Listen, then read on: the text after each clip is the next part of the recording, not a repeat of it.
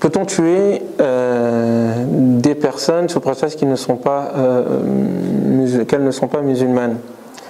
On a beau s'en défendre, nous les musulmans, en disant que non, l'islam est la religion de la paix. D'ailleurs, regardez, islam et salam, c'est la même racine. On a beau se justifier, on nous balance à la figure quelques passages du Coran, notamment des passages qui disent tuez les où que vous les trouviez, tuez les idolâtres où que vous les trouviez, tendez-leur des pièges, etc., etc., notamment ce qu'on appelle être le fameux verset de l'épée. Et des musulmans eux-mêmes, d'ailleurs, nous rétorquent que lorsque nous disons fermement que non, le Coran jamais n'a invité à tuer des innocents, non, le Coran jamais n'a invité à tuer des personnes sous prétexte qu'ils n'étaient pas musulmans, on a tout d'un coup des frères qui nous envoient des messages ou qui nous disent qu'on est des bisounours, qu'au fond on veut s'adapter à l'Occident, qu'on veut faire une réforme à l'envers, que oui, le Coran ordonne de tuer les mouchrikoun, il faut être fier de sa religion et autres, etc. Là, c'est pas de la fierté, c'est de la bêtise. Je vais être extrêmement clair et peut-être un peu dur, et je vous prie de m'excuser, mais la situation est extrêmement grave. Il y a des gens qui se font tuer au nom de l'islam et au nom d'une religion dont la révélation se dit être claire. Et tous les débats que je vois à la télévision ou ailleurs, jamais nous prenons le temps de lire le Coran.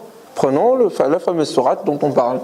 Il y a même un grand philosophe, enfin grand à ses yeux sans doute, mais pas en tout cas au mien, même si je respecte son savoir, qui en plein milieu d'un prime time dit tout simplement, normalement comme ça, que l'islam ordonne de tuer des juifs, que c'est écrit dans le Coran. Bon, c'est dommage qu'il n'y avait personne qui était en face de lui pour lui demander, dans quel passage du Coran est-ce que c'est écrit qu'il faut tuer des juifs? Et donc on prend des bouts de versets ça et là, comme un peu les intégristes chez nous de notre côté, les terroristes prennent aussi des bouts de versets comme ça pour en faire ce qu'ils veulent. Donc, je pense qu'il est temps d'aborder ce sujet-là de manière sérieuse, de manière posée. Normalement, une conférence aura lieu d'ici quelques temps sur le djihad et on essaiera de prendre l'ensemble des passages qui traitent de ce sujet-là pour voir effectivement si le Coran dit clairement qu'il faut tuer tous les innocents qui existent autour de nous de moments qui ne sont pas musulmans. Dans ces cas-là, on prendra acte. Soit on reste fidèle à cette religion, soit on sort. Ou soit effectivement, le Coran ne le dit pas et que ça c'est une invention des musulmans, une invention des ennemis de l'islam ou de l'ignorance des uns et des autres. Donc, étudions cette fameuse sourate, prenons la sourate At-Tawbah, c'est la 9e sourate, celle qui ne commence pas par Bismillah ar-Rahman ar-Rahim, et étudions-la, méditons-la. Sachant que la méthodologie qui est la mienne et que j'enseigne, c'est que le Coran d'abord est clair, mais que pour comprendre sa clarté et la méditer, il faut prendre le temps de le relier, il faut prendre le temps de l'écouter, de l'entendre, de ne pas s'empresser, que celui effectivement qui est assoiffé de sang pourra trouver dans le Coran ce qui va dans son sens. Mais en tous les cas, ce n'est pas le Coran qui parle, c'est la personne et sa passion. Donc je vous invite à lire tout simplement le livre comme vous lirez n'importe quel livre. Et voici ce qu'il dit. Et je m'arrêterai à chaque fois pour reprendre le propos et vous montrer de quelle manière est-ce qu'au fond il y a une suite logique. Donc, bara'atun min Allah, il y a des aveux de la part de Dieu et de son envoyé, ila alladhina ahadtum min al-mushrikin. Des aveux de la part de Dieu et de son envoyé envers ceux avec qui vous avez conclu un marché, un pacte. Parmi les idolâtres. Parmi les idolâtres, pas tous les idolâtres, parmi. Fasihu fil ardi, parcourez donc la terre. Voilà le message qui est donné à ces gens-là. Durant 4 mois. Et sachez, wa'lamu annakum ghayra mu'jizillahi wa anna Allah mukhzil kafirin. Et sachez que vous ne réduirez pas Dieu à l'impuissance. Et que Dieu, certes, couvrira, réduira l'acte des mécréants et les mécréants eux-mêmes dans l'ignominie. Ils ne pourront rien faire contre lui. Wa adhanun, voici une proclamation, min Allah et de la part de Dieu, wa rasulihi et de la part de son messager, envers les gens, yawm al-hajj al-akbar, le jour du grand pèlerinage. Anna Allah, que Dieu, bari'un min al-mushrikin, qu'il est en état de désaveu, qu'il désavoue complètement les idolâtres. Wa rasuluhu, ainsi que son messager. Donc Dieu et son messager désavouent, rompent le pacte qu'il y a entre les musulmans et les mushrikoun, donc les idolâtres. Fa in tubtum, si jamais vous vous repentez, repentir de quoi? Nous verrons plus loin. Fa in tubtum, si jamais vous vous repentez, fa huwa khayrun lakum, cela est meilleur pour vous. Wa in tawallaytum, mais si jamais vous vous détournez, fa'lamu, sachez, annakum, que certainement vous ne pourriez, ghayru mu'jizillah, vous ne pouvez réduire Dieu à l'impuissance. Vous ne pouvez rien faire contre lui.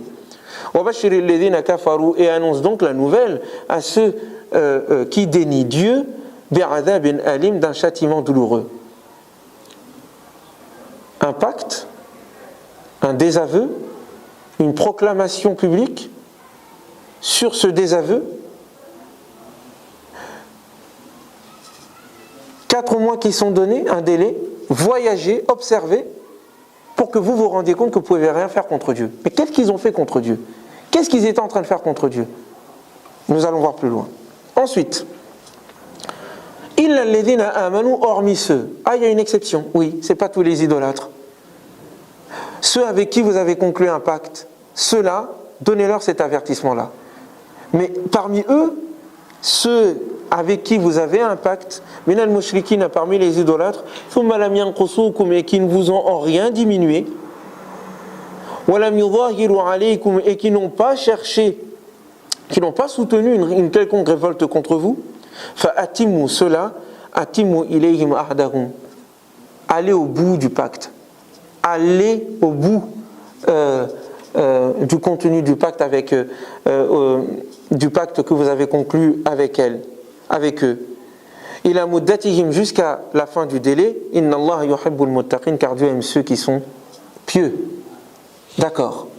Donc une partie des mushrikoun, il y a un pacte. Ceux-là, il y a un désaveu. Et il faut qu'ils se rendent compte qu'ils ne peuvent réduire Dieu à l'impuissance. De l'autre côté, il y a une exception. Ah bon? Il y a une exception. Donc c'est pas tous les mushrikoun qu'on doit tuer? Non. Ceux-là, il faut respecter le pacte. Ceux-là, tant qu'ils respectent, tant qu'ils ne vous combattent pas, qu'ils ne poussent pas à la rébellion contre vous, sous-entendu, les autres envers lesquels nous avons rompu le pacte, c'est ce qu'ils sont en train de faire. Mais ça va être expliqué plus loin. Donc ceux-là, il faut respecter le pacte, jusqu'au délai convenu, car Dieu aime ceux qui sont pieux. Il continue.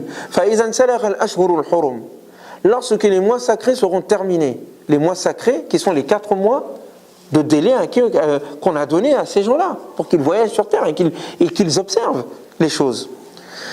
Lorsque ces mois seront terminés, faqtulul mushrikin, tuez les idolâtres. Haythu wajadtumuhum, où que vous les trouviez. Wa khudhuhum, attrapez-les. Wa hsuruhum, guettez-les. Et tendez-leur des pièges. Wa qu'udu lahum kulla marsad. Fa in tabu. Mais si jamais, il n'a pas dit fa idha, lorsque, fa in tabu, si ils se repentent, qu'ils accomplissent la prière, wa atu zakat, et qu'ils donnent la zakat, fa khallu sabilahum, laissez-les. Inna Allah ghafur rahim, car Dieu est pardonneur et miséricordieux. Je reviens donc. C'est ce passage-là que d'aucuns prennent pour dire, donc ça veut dire on peut tuer tous les mushrikoun qui existent, tous les idolâtres qui existent. Mais comme vous le voyez, il s'agit, après un certain délai, de faire la guerre à un certain nombre de catégories de personnes avec lesquelles il n'y a plus de pacte, parce que les autres avec lesquels on a un pacte, ceux-là on ne les touche pas. Mais on continue. On continue parce que tout de suite après, qu'est-ce qu'il dit? Wa in ahadun, et parmi, si une personne parmi les mushrikoun, parmi les idolâtres, ceux qu'on doit tuer? Non. Attends, qu'est-ce qu'il dit? Continuons. Et parmi les idolâtres, une personne istajaraka, te demande asile. Fa'ajirhu, donne-lui refuge. Hatta yasma'a kalam Allah, afin qu'il entende la parole de Dieu. Thumma ablighu ma'mana, et ramène-le jusqu'à un lieu de sécurité. Tu as la responsabilité de sa vie, de sa sécurité. Ah bon? Mais attendez, mais je croyais qu'on devait tuer tous les mushrikoun. Non. Ah donc, des personnes avec lesquelles il y a un pacte, on ne les touche pas. Des personnes qui nous demandent asile, on ne les touche pas. Mais pourquoi? Mais parce que ceux-là ne sont pas en guerre. Quelqu'un qui a un pacte et qui respecte le pacte, il n'a pas déclaré la guerre. Quelqu'un qui demande asile, il ne déclare pas la guerre. Ceux-là, on ne les touche pas. Ceux-là, on les protège. Ceux-là, on respecte le pacte. Mais continuons. Vous allez me dire, c'est une interprétation. Je n'interprète pas. Je ne fais que lire tous les passages du Coran ici. Continuons. Et le Coran lui-même donne l'argument. Kaïfa, et comment? Yakunu lil mushrikina ahdun. Comment peut-il y avoir un pacte entre Dieu et les mushrikoun? Et de la part de son prophète, il l'a levé à part ceux avec qui vous avez conclu un pacte. Haram, auprès de la mosquée sacrée. Donc il s'agit d'un acte concret politique qui a effectivement lieu à l'époque du prophète. Un pacte a été conclu avec les mushrikoun à la mosquée sacrée, notamment à la bataille d'Al-Hudaybiyah. Enfin, la bataille, le pacte d'Al-Hudaybiyah. Ceux-là, famastaqamu lakum, tant qu'ils sont justes envers vous, fastaqimu lahum, soyez justes envers eux. Inna Allah yuhibbul muttaqin, car Dieu, encore une fois, aime ceux qui sont pieux. Kaifa, il continue. Comment donc peut-il y avoir un pacte entre les autres qui ne font pas partie de ce pacte-là? Alors que lorsqu'ils prennent le dessus sur vous, la yarqubu fikum illan wala dhimma, ils ne font attention à ni lien de parenté ni protection dans le sens du pacte. Ils ne tiennent compte d'aucune morale dès lors qu'ils ont le dessus. Cela, eh bien, c'est de cela dont il s'agit, qu'il faut attraper, qu'il faut tuer, car il s'agit de la guerre. Continuons. La yarqubu fikum illan wala dhimma yurdunakum, cela vous satisfont, ils essaient de vous satisfaire bi afwahikum par leur bouche, wa ta'ba qulubuhum, alors que leur cœur se refuse à vous. Ils ne vous aiment pas. Ce sont que des mots. Ils signent un pacte à un moment donné entre vous et eux, afin que dès lors qu'ils ont la possibilité de vous la faire à l'envers, et à plein ils vous tuent et ils vous massacrent. Ce sont des terroristes. Et en plus de cela, la plupart d'entre eux sont des pervers. Donc, ceux-là, ils ne peuvent pas avoir de pacte entre eux et Dieu et son prophète. Parce que dès lors qu'ils ont la possibilité de se rebeller et de revenir sur leur pacte, ils le font. Ils ne respectent ni lien de parenté, ni dhimma, ni pacte de protection. En plus, ils sont pervers, et ce qu'ils disent de leur bouche n'a rien à voir avec ce qu'il y a dans leur cœur. Ils continuent. Et ishtaru cela. Ils ont acheté en réalité bi ayatillahi thamanan qalilan. Ce sont des gens qui ont en fait vendu les signes de Dieu clairs pour un produit à vil prix. Fasaddu an sabilihi. Ils se sont donc complètement coupés de sa voie. Innahum sa'a ma kanu ya'malun. Ceux-là sont vraiment mauvais ce qu'ils ont accompli comme acte. La yarqubun, encore une fois, ceux-là ne font attention. Fi mu'minin, concernant un croyant, illa, ni lien de parenté, wala dhimma, ni lien de protection. Rien. Il tue tout le monde, hommes, enfants, vieux, il y a plein de règles. Wa ulaika humul mu'tadun, voilà ceux qui en réalité sont les criminels. Ce sont ceux-là qui ont commencé et qui sont les dépravés. Mais on comprend alors donc le passage de l'mushrikoun, tuez-les, attrapez-les, etc. Ce sont ceux qui ne sont pas ni de ceux qui ont un pacte et qui le respectent, ni de ceux qui demandent protection. Ce sont ceux-là qui sont les criminels de guerre. Et ce sont ceux-là les mu'tadoun. Ils continuent. Ceux-là, par contre, fa in tabu. Vous voyez, vous êtes en guerre, mais je leur laisse quand même une chance. Si jamais vous êtes en guerre et que vous les trouviez à un moment donné sur le champ de bataille, ils se sont mis à accomplir la prière et qu'ils se sont repentis. Donc ceux-là, laissez-les. Vous pourriez avoir envie de vous venger, de les tuer. Non, il s'agit de les laisser. Il s'agit de ne pas continuer le combat contre eux. Fa in tabu. Alors d'aucuns diront, et ça c'est une erreur d'interprétation dans le droit musulman chez certains savants, ils disent que donc ça veut dire qu'il faut les combattre jusqu'à ce qu'ils rentrent dans l'islam. Non, sinon elle aurait dit fa idha tabu, lorsque ils se seront repentis. Donc le but de la guerre c'est le repentir. Non, fa in tabu, si jamais il se peut qu'ils le fassent ou pas. Si durant le combat, pour faire pour faire en sorte qu'il n'y ait plus de combat. Si durant ce combat-là, ils vous font le signe qu'ils se sont repentis, que c'est bon, ils ont déposé les armes, et qu'ils ont tourné la page. Ne vous vengez pas. Ne continuez pas le combat. Laissez-les. Ceux-là deviennent vos frères, même si le passé est douloureux. فإخوانكم في الدين, ceux-là deviennent vos frères dans la religion. وَنُفَصِّلُ الْآيَاتِ, voici comment est-ce que nous exposons, explicitons les signes, les قَوْمٍ يَعْلَمُونَ, pour des gens qui sont savants. وَإِنْ نَكَثُوا أَيْمَانَهُمْ, si jamais ils reviennent sur leur pacte et leur serment, مِنْ بَعْدِ عَهْدِهِمْ, après qu'ils aient signé le contrat et le pacte, وَطَعَنُوا فِي دِينِكُمْ, et que ils attaquent directement votre religion, فَقَاتِلُوا, combattez alors, أَئِمَّةَ الْكُفْرِ, les chefs, les guides, les leaders de cette rébellion, les leaders de la négation du kufr. Innahum, car en réalité, la aymana lahum, ils n'ont aucune parole, ils ne tiennent aucune parole. La'allahum yantahun, afin peut-être qu'ils arrêtent leur combat. Ala tuqatilun, n'allez-vous donc pas combattre qawman, un peuple, nakathu aymanahum, qui ont rompu leurs paroles, qui ne tiennent pas leurs propos, wa hammu bi ikhrajir rasoul, et qui ont voulu et qui ont cherché à expulser le prophète, wa hum bada'ukum, alors c'est eux qui ont commencé, awwala marra, la toute première fois, atakhshawunahum, allez-vous donc les craindre, wallahu fallahu ahaqqa an takhshawhu, et Dieu est plus digne à être craint, in kuntum mu'minin, si jamais vous êtes croyants. Donc voilà le passage en entier. Et j'aurais voulu que ce philosophe à la télé cite tout le passage. J'aurais voulu que les musulmans eux-mêmes citent tout ce passage. J'aurais voulu que les gens qui posent des bombes citent tout le passage et qu'ils cessent de jouer avec le Coran. Ce passage-là parle d'un moment particulier de la vie du prophète, alayhi salatu wassalam, comme tous les passages l'indiquent. Et il nous donne les principes du combat, et qui rejoignent ce qui a été dit dans la sourate Al-Baqarah, ce qui a été dit dans la sourate Al-Nisa, des femmes, donc de la vache, la deuxième sourate, et Al-Ma'idah, la 5e sourate, et sourate Al-Anfal, la 8e sourate. À chaque fois, il s'agit de répondre à l'oppression en faisant cesser la tyrannie. Et si la tyrannie est cessée, le combat doit cesser. Quant à l'affaire de la foi n'est qu'une question de dialogue, de discussion et d'argument. Et que le combat a eu lieu parce que ces gens-là ont commencé dès le départ, dès le début. Et c'est les arguments que donne ici le Coran. Et qu'ils ont expulsé effectivement le prophète. Et qu'ils ne tiennent pas compte des pactes qui sont signés entre les États et les populations. Ceux-là, il faut être sans pitié. Il faut faire cesser leur combat. Mais même à ceux-là, on leur donne quand même la possibilité de revenir. S'ils demandent l'asile, s'ils respectent le pacte, s'ils déposent les armes, qu'ils se repentent, ceux-là deviennent carrément vos frères. Alors comment parler de violence dans le Coran?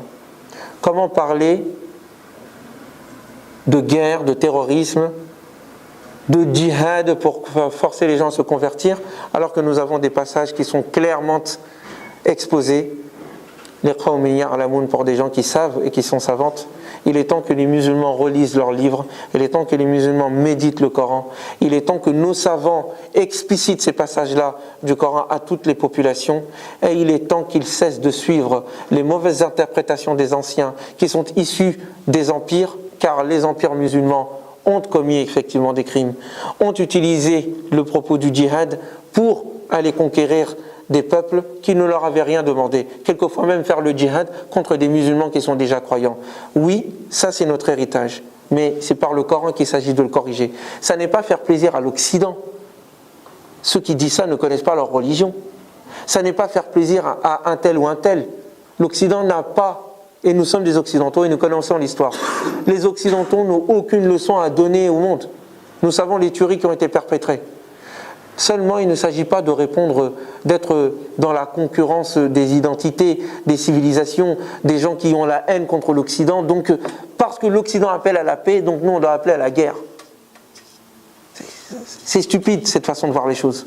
Il s'agit d'être fidèle à Dieu d'abord, au-delà des combats idéologiques. Il s'agit de lire le Coran, de le méditer, de le comprendre. Soyons des vecteurs de paix, soyons des résistants contre l'oppression et la résistance. C'est le modèle que le Coran nous a donné. Elle n'est pas qu'armée, elle est intellectuelle, elle est spirituelle, elle est humaine. Alhamdulillah.